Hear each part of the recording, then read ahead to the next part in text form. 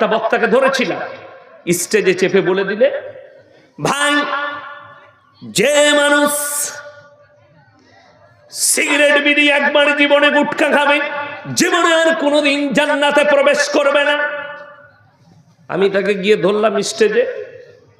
সভাপতি সাহেব আমাকে এসে মসজিদে বলে গেল, মলি সাহেব আমি বললে এলাকার লোক ঝামেলা করবে, আপনি বলুন। আমি গিয়ে ধরলাম, কোথায় পেলে এটা? সে বলছে এগুলো খাওয়া চলবে না। আমার খাওয়া না চললে একটা মানুষ জীবনে পাপ করেছে না জেনে, ইস্তেগফার করলে আল্লাহ ক্ষমা করবেন না করবেন না? যে লোকটা ফিরে আসবে ক্ষমা করবে না করবেন না? অবশ্যই ক্ষমা করবে।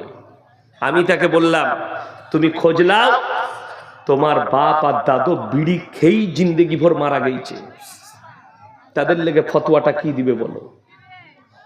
মাসলা এখানে দুটো, একটা লোক জেনে শুনে পাপ করছে আর একটা না জেনে পাপ করেছে। এই লোকটা যে না জেনে পাপ করেছে সে ইস্তেগফার করলে, সে যদি পাহাড়ের মতো পাপ করে আল্লাহ ক্ষমা করবে।